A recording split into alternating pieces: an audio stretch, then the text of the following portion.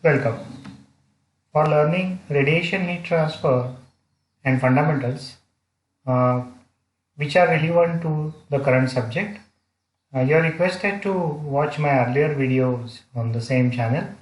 The title of the video is The Sun and Its Potential, which was published on this channel on 23rd April 2020. Because if I again begin with the radiation heat transfer fundamentals, that would be repetition and wastage of our time.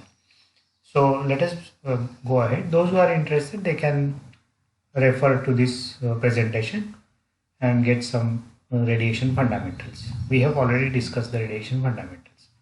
So let us begin the next part, that is flat plate collectors, systems, performance, design and testing.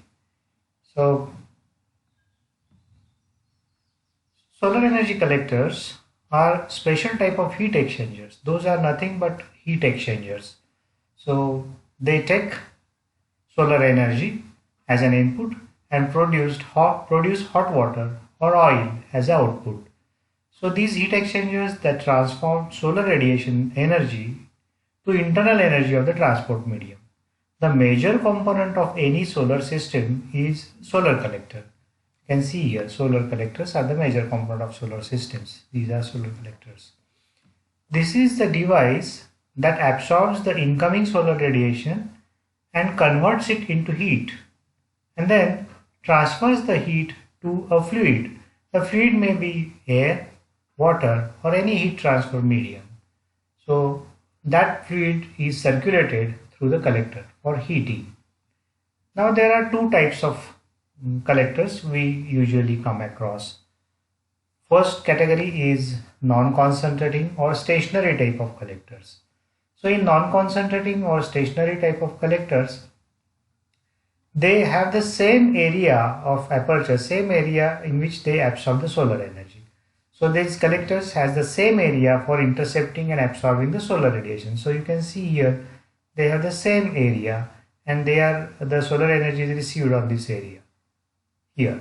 So these are non-concentrating and stationary type of collectors. They don't move or they don't have any dynamic part in their system. On the other hand, concentrating or tracking solar collectors, the second type is these collectors are sun tracking. So you can see here the parabolic trough concentrator which tracks the sun, here the Schaeffler dish, here the paraboloid dish Aru. So a sun tracking concentrating collector usually has a concave surface. So these are the concave mirror surface. So the concave surfaces to intercept and focus the sun's beam radiation to a smaller receiving area. Okay, to a smaller receiving area. Here the receiving area is this much. So the area of the collector is this. This is called aperture. So again here the area of the collector is this and receiver area is this much only. Again here the area of the collector is this and the receiving area is small. Concentration. So radiant flux is increased because of the concentration. So therefore these collectors become suitable for high temperature applications. We will discuss concentrating collectors in detail in the coming in our coming lectures. Today's focus is on non-concentrating stationary collectors. One of the most popular and commercially mature collectors is flat plate collectors. So the flat plate collectors, this is the photograph snapshot of a flat plate collector. So these collectors are installed. So the advantage of using these collectors is these are inexpensive. They are cost effective and they operate on both beam and diffuse radiation. Even if solar energy is not, solar sunshine is not there, they can produce warm water. So they can operate on diffuse radiation and they can be permanently installed in a fixed position. So these are some advantages of flat plate collectors. They work on thermosiphon systems as well as the forced circulation systems. Generally, a collector, you can say this is a single module of 1 meter by 2 meters. So generally a single module of 1 meter width and 2 meter length produces 100 liters of water per day at 70 degrees Celsius maximum. This is the average output of a solar collector. Now there are, when we talk of manufacturing, how to manufacture these collectors, so there are Indian standards available for guideline about the size of the collector, you can say. So Indian standard 12933 part 1, it speaks about the specifications of the collector, how the collectors, how the collectors are specified. Then part 2 of the same standard presents the components and details, what must be the components, mandatory components along with the flat plate collector system. Then part 3, measuring instruments, for example flow meter or temperature indicator or other radiation measuring devices. So which measuring instruments must be provided along with the flat plate collector, that is mentioned in part 3. Then in part 5, how to test methods are described in part 5. So a general standard of length, breadth and height of the collector is this. As per the standards, a flat plate collector must be of length 1860 millimeters with plus minus 10 millimeters of margin. So length should be 1860, breadth or width should be 1240 millimeters plus minus 10 again. In height also 100 millimeters of height plus minus 10 millimeters. So this is in these lengths, in these widths and in these heights only you can manufacture a flat plate collector. The most popular version, most usual version of the flat plate collector you find is this size: 1860 millimeters of length, 1240 millimeters of width and 100 millimeters of height. Just for a you can say, just for the sake of demonstration, we will see the collectors afterwards. So as per 12933 Indian standard 12933 part 1, each flat plate collector will be affixed with a nameplate. So nameplate is mandatory on each flat plate collector. So what must be the information included in the nameplate? This is a list given: manufacturer's name, address and recognized trademark if any, then serial number, then maximum working pressure in kilopascal, value of FR tau alpha. This is the heat removal factor. Tau alpha is a transmitter's absorptance product. We are going into the details of this. And FRUL, collector heat, this is called loss efficient or collector loss factor, loss coefficient, we can say FRUL. And then absorber material, surface coating, selective, non-selective, weight of the empty collector, month and year of manufacture and country of manufacture. So these details must be there on a nameplate.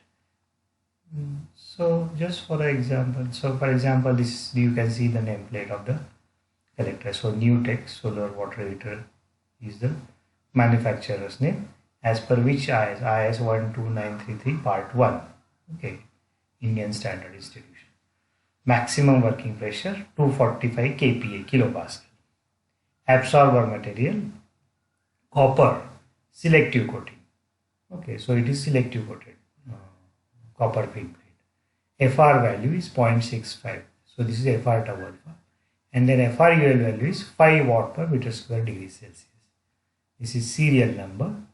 Manufacturing date is given as 10/09. Year is 2009. And month is 10 October. Okay. And then serial number. Then manufacturer, address of the manufacturer, and then if there is any logo or trademark. Okay, and all these contact details are given.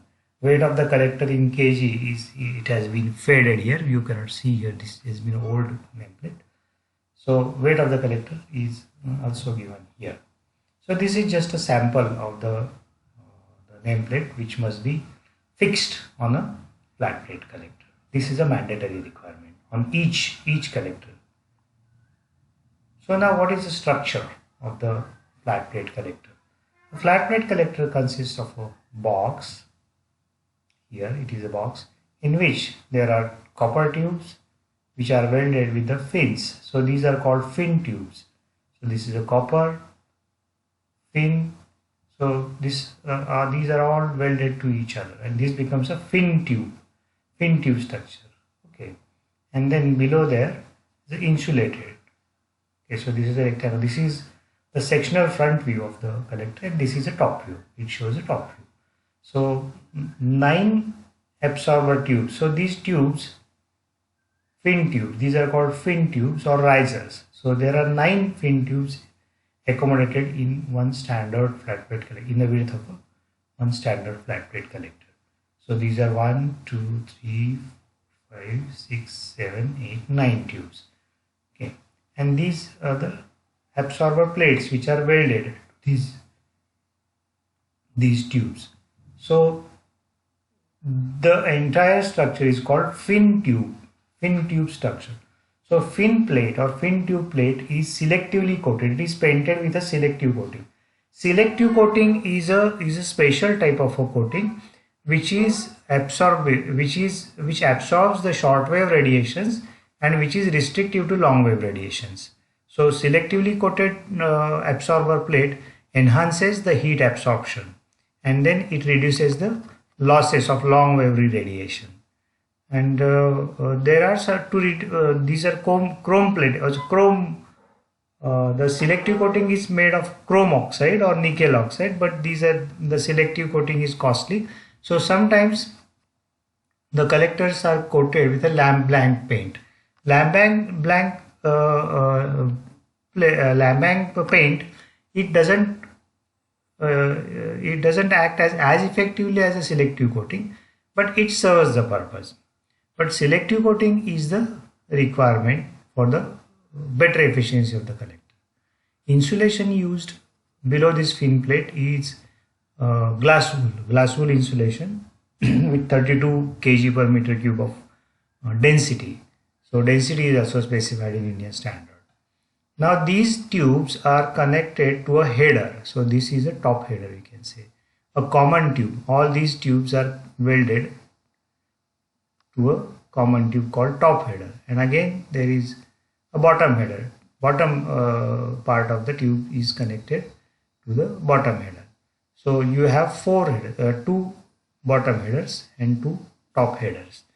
Now regarding the collector area is W into L. You can see the dimension here. This is the width, total width, end-to-end width of the collector is W, and end-to-end length of the collector is L.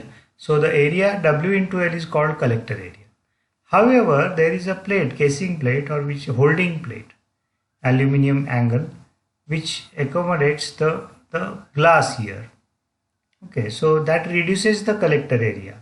So collector area is reduced to aperture area. So W1 is the dimension. You can see here, if this thickness is eliminated, this dimension becomes L1, and then another width dimension is again becomes W1.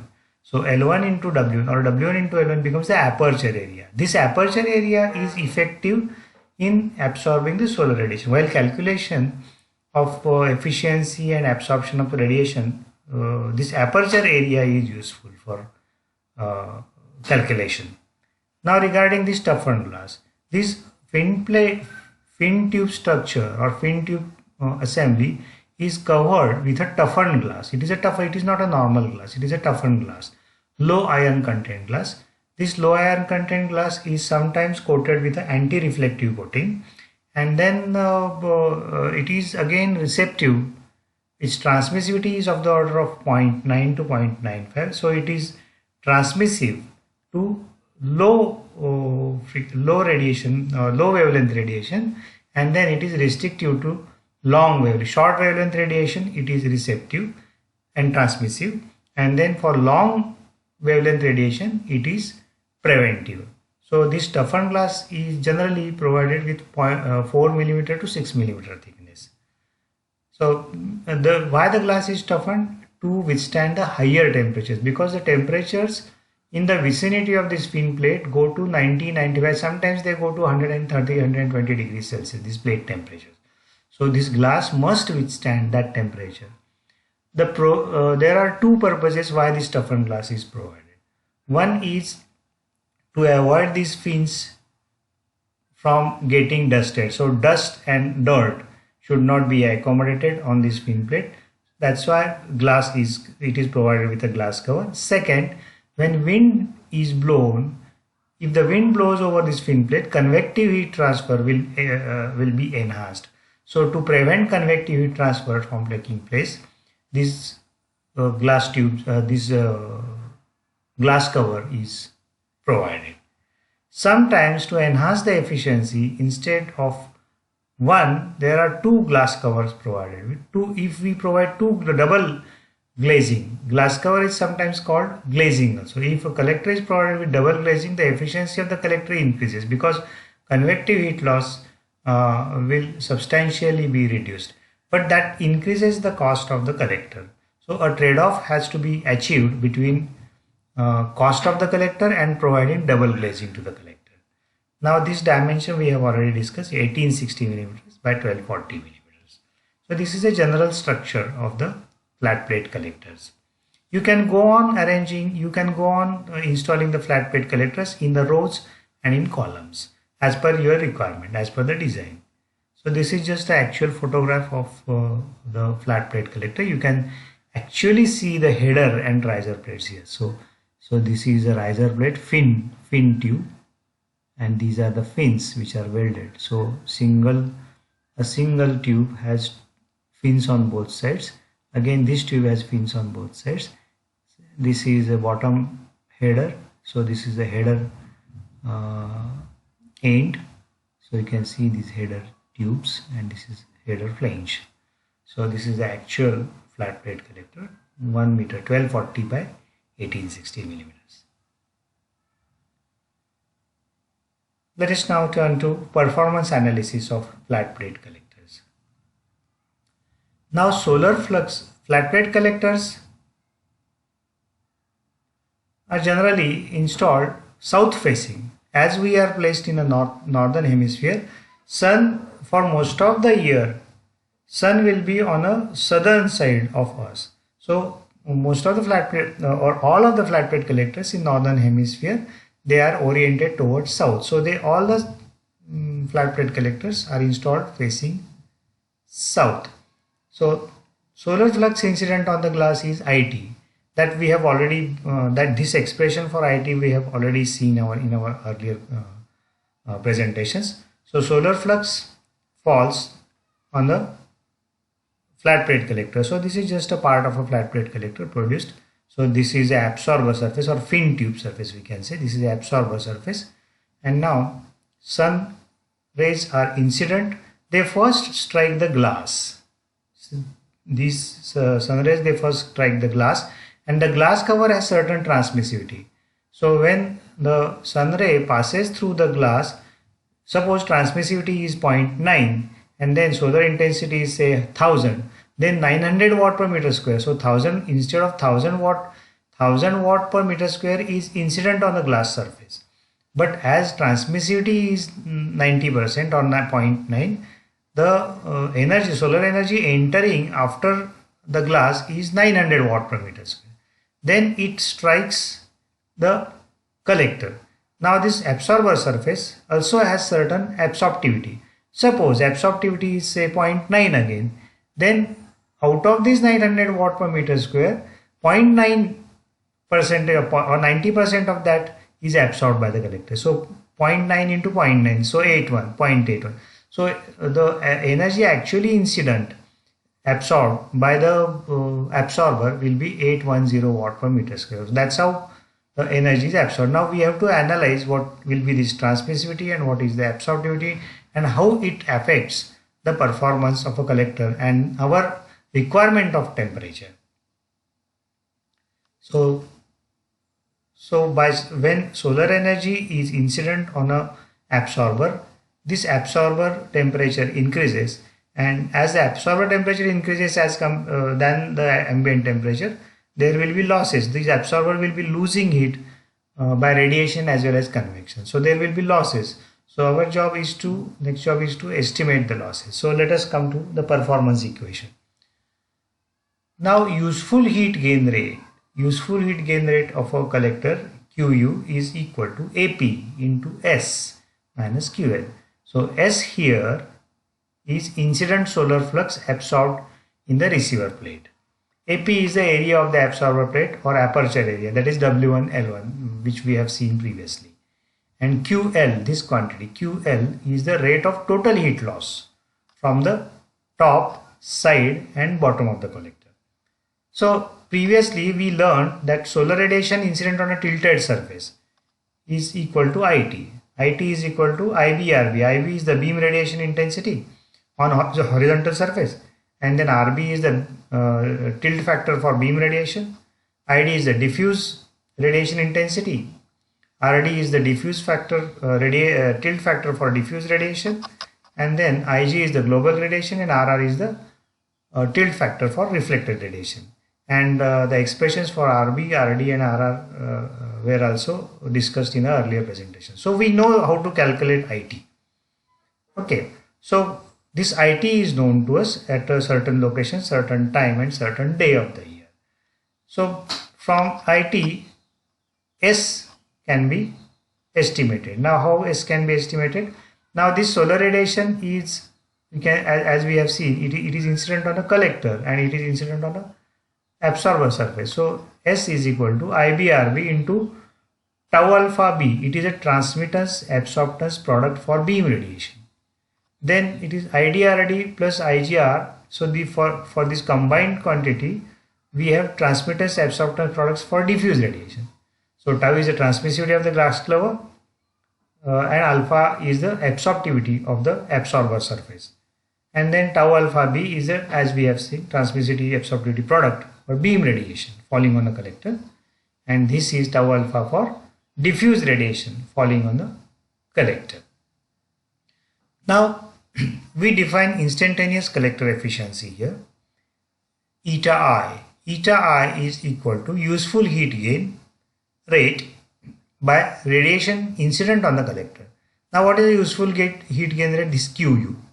So QU is the useful heat gain rate, and then radiation incident on the collector is AC, is a collector area, and IT is a beam radiation falling on a tilted surface. So collector gross area, as we have seen, AC, it is not AP, keep it in mind here. So collector gross area is W into L meter square. Generally it is 15 to 20% more than the aperture area or the plate area, we can say. Now rate of total heat loss from the top, side and bottom of the collector. Now we need to evaluate this loss, because this loss will determine the efficiency. Okay, so rate of heat loss, total heat loss can be written as UL, that is overall loss coefficient, into, this is again a plate area, absorber plate area, into TPM minus TA. TPM is the temperature of the absorber. You can see here, this is a temperature of the absorber, where UL is the overall heat loss coefficient, TPM average temperature of the absorber plate, and TA temperature of the surrounding air. Now the losses, how to estimate these losses?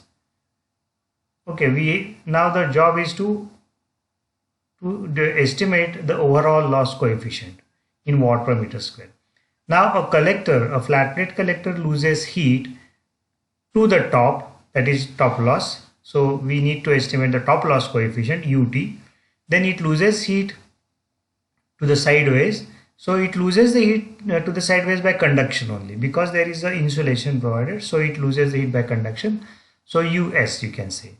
So and then it loses the flat plate collector loses heat to the bottom. So we need to estimate the bottom loss coefficient. So overall loss is top loss, bottom loss and side loss. This top loss is combined convection and radiation. It is convecting and radiating to the sky. Bottom loss is conduction only, convection is negligible. And side loss is also conduction only, convection is negligible. So the addition of all these losses gives you the overall loss coefficient UL. Here are the loss heat loss values, how we can write down here. It is just for the sake of explanation, it is given here QT, QB and QS. So QL total loss is QT plus QB plus QS. Now let us estimate one by one the losses of the flat plate collectors. Now bottom loss. Bottom loss is only conduction loss. So this is a bottom loss. So this you can see is a collector side. Just a part of a collector is produced, flat plate collector is produced. So this is the side of the collector. This is the bottom face of the collector, and heat is lost to bottom by QB. And this is the thickness of the insulation del B. These are the fin. This is the fin tube or absorber plate. The temperature of the absorber plate is TPM. Above the absorber plate is a glass cover. Okay. Now we are going to model the bottom heat loss by UBAS TPM minus TA, and the loss is taking place by conduction. So we apply Fourier's law of Fourier's equation here. Ki, it is the thermal conductivity of the insulating material which is packed here. AS is the surface area across which heat is being transferred. AS is W into L, so width into length of the collector. And then TPM minus T, this temperature difference, and thickness is this del B. So if you equate this with this model, so this ASS will go, UBKI, TPM, this delta T will go, and you will find that overall heat loss coefficient for bottom surface is Ki, insulation, thermal conductivity of the insulation by thickness. So that's how we find out the bottom loss coefficient. Similarly, side loss coefficient also can be found out. So heat is lost by conduction. Now the area here, suppose the height of the, now this same sketch is reproduced here. So this is the height of the collector, side U. This is the bottom of the collector, pin plate, TPM, glass cover. So suppose HC is the height of the collector. Then what would be the area across which conduction is happening on the sideways? So it is perimeter into height. So what is a perimeter? 2 into W plus L is the perimeter into HC is the total area across which the conduction is happening. So over this area the conduction is happening. So we are applying Fourier's law in this equation. So Ki 2 into HC is the height, W plus L, and then TPM minus TA by 2 del S. Why here it is 2 del S? Del S is this thickness. Why 2 del S? Because del S on this side, and on left hand side del S will be there, and on right hand side same space is kept here. So there will be 2 thicknesses of insulation provided on the sideways. So 2 del S. Now if we again equate to this, you will get the overall heat loss coefficient, heat loss coefficient for side heat loss. So which is this expression, width plus length of the collector, HC height of the collector, thermal conductivity of the insulation, again W into L by del S, thickness of the insulation. So this expression serves as a heat transfer coefficient or overall heat loss coefficient for side heat loss. Now let us come to top loss. Top loss means top loss takes place by combined convection and re-radiation losses from the absorber plate in the upward direction. Now let us see here. This is the part of a collector absorber surface. Okay, so this is receiving heat and it is getting heated. Now it loses heat to the glass cover one by convection and radiation, and this cover also loses heat by convection and radiation to upper cover, and upper cover loses heat by again convection and radiation to the sky. So for the assumption of steady state, now for all these systems we are analyzing under steady state. So for the assumption of steady state means what? With respect to time, all the parameters remain same. So with respect to time, temperature, flow rate and everything, all the parameters of the system remain the same. So to be consistent with the steady state assumption, the rate of heat loss, so the rate of heat loss from this point to this point, like from absorber plate to glass cover 1, and from glass cover 1 to glass cover 2, and from glass cover 2 to ambient must be same. These three heat loss rates must be same for steady state. If any of the heat loss is more or less, then it will imbalance the system. That will be unsteady state system. So that would be very complex to analyze. So the rate of heat loss from the absorber plate to cover and from cover to ambient must be the same. So if the collector has a single glass, here now it is shown double glass cover. Okay, now if you analyze the single glass cover here, let us analyze evaluation of top loss coefficient with single glass cover. Now single glass cover sketch, the arrangement is here, collector or absorber surface here, and then this absorber surface is losing heat from plate to cover by QPC. QPC is the plate to cover, that is plate to cover. Now this is the glass cover here. Okay, so first term in the on the right hand side here is HPC. It is convective heat transfer coefficient between the absorber plate and cover. So HPC TPM minus TC. This is of course per meter square, per unit area. Okay, and then this is the expression for radiation. So sigma is the Stefan-Boltzmann constant, and this is TPM raised to 4 minus TC raised to 4. TPM absorber temperature, TC cover temperature. So this is one expression available for heat loss from plate to cover. Now from heat loss from cover to ambient. So heat loss from cover to ambient, first term is convective term, that is HW. HW is the convective heat transfer coefficient between the topmost glass cover. Now here topmost glass cover is this, topmost glass cover and the surrounding air. So HW is this, TC minus TA, temperature difference, plus again radiation heat loss, this Stefan-Boltzmann constant. Epsilon C is the emissivity of the cover. Now here epsilon P is the emissivity of the plate, epsilon C emissivity of the cover.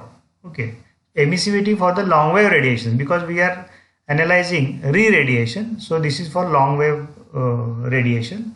This epsilon P and epsilon C values are available. So this is epsilon C, TC raised to 4 minus T sky. Now here there is note, T sky is taken. The cover is exchanging radiating heat to the surrounding air and to the radiant sky. So therefore sky temperature is taken here. So sky temperature is generally taken as 6 degrees Celsius less than the ambient temperature. So this expression we can substitute here. Now, so with these expressions we can find out the heat loss from plate to cover and cover to ambient. Now how to evaluate top loss coefficient from these expressions? Okay, so in the above set of equations, the values of convective heat transfer coefficients, now let us see what is known to us. Now in these two equations, HPC is generally known with empirical. There are a lot of empirical relations available for certain situations. So you can evaluate the value of HPC. So HPC is known to us. Generally TPM value is also known to us. Now TC value is not known. TPM value is known, TC is not known. Epsilon P values and epsilon C, that emissivities of plate and cover values, these data is generally available. Again, the value of HW, this convective heat transfer coefficient, can be obtained using empirical relations. Ambient temperature data is known, sigma is known, epsilon C, that is for cover, is known. So in both equations, the only parameter which is not known is TC, cover temperature. So we have to begin with a cover temperature. So begin with the trial value of cover temperature TC and evaluate. So you begin with a trial value, say for example 267 Kelvin. All these temperatures are in Kelvin. So you begin with the value of say 267 Kelvin and then find out the value of QPC. Okay, and then substitute again the same value of TC cover temperature here and find out the value of QCA and compare these values. Suppose this value comes out to be say 238 watt per meter square and this value comes out to be 500 watt per meter square. Then there is a large difference. So you have to match up the difference between, you have to close the difference, you have to make the difference very close, and then again you change the temperature, cover temperature value, so that you go on doing this trial and error till both values are nearly same. For example 249.8 watt per meter square and this you have obtained as 249. Say 1 or 2 watt per meter square of difference can be permitted, you can say. So if the difference is large, then go for the next trial value. and continue the exercise till we get a close conformation between two heat losses. So this is really a tedious process. If the number of glass covers increase, this procedure, one more equation is added, and this procedure really becomes very tedious. So tedious iterative calculations are needed for this estimation of top loss coefficient. So it is therefore convenient to use some empirical relation which agrees best with the values obtained. There are empirical relations available which agree best with the values obtained with the iterative procedure. So this is one relation which best agrees with the values obtained with the iterative solution. So this is called Malhotra relation. Now it reads like this is a big, quite big relation here, expression. So I'll just read out it once. So ut is equal to, in the first bracket, m is the number of glass covers. Okay, so m divided by c is given here, 204.429 cos beta is the collector tilt in degrees. Okay, so m divided by c upon TPM, plate temperature we already know, TPM minus TA, m is already know, number of covers, plus f is evaluated like this. It is a function of the convective heat loss coefficient from cover to ambient. So HW, then 30 by HW square TA, and in terms of HW and TA we get the value of f. So f here raised to 0.252, so the entire term plus 1 by HW, and the entire bracket raised to minus 1 here. Second term is sigma Stefan-Boltzmann constant, plate temperature, ambient temperature, plate temperature, ambient temperature, emissivity of the plate, then m number of covers, 1 minus emissivity of the plate, number of covers, f constant can be evaluated, epsilon c is the emissivity of the cover, and the number of covers. Okay, so with this you can calculate quite accurately the top loss coefficient. We will just see one example here which is solved in Excel. Now Malhotra equation. So number of glass covers are given as m equal to 1. Spacing is given. L is the spacing between, you can see here, L is the spacing between the covers or plates and cover. So spacing between the covers is 2.54 centimeters, 1 inch, that is converted into meters here. Collector tilt is given as 33 degrees. So 33 degrees converted into radian. Emissivity of the plate is 0.85. Emissivity of the glass cover is 0.95.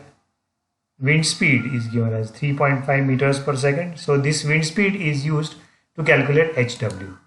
So you can calculate wind speed using this expression, 5.7 plus 3.8 into wind speed. So we get the value of HW as 19 watt per meter square Kelvin. Then the value of F is calculated. So F, for this expression, for calculation of F, this expression is used. So the value of F is calculated as 0.407. Then C, the value of C is calculated. Here, the value of C is calculated. So it comes out to be this. And the Stefan-Boltzmann constant is 5.67 raised to minus 8 watt per meter square, temperature raised to 4. Now at different plate temperatures, the values of top loss coefficients are calculated here. Corresponding to 310 Kelvin, this is the first term, evaluation of the first term. So this is the first term and this is the second term.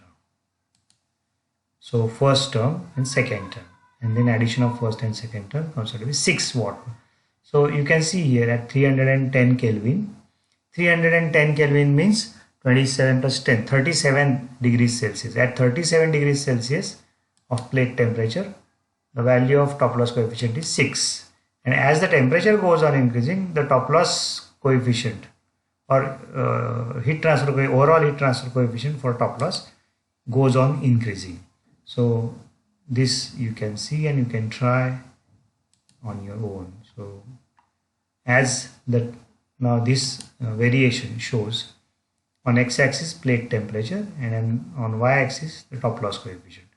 So the top loss coefficient goes on increasing as the temperature of the plate goes on increasing, which is a obvious result and logical result, we can say. So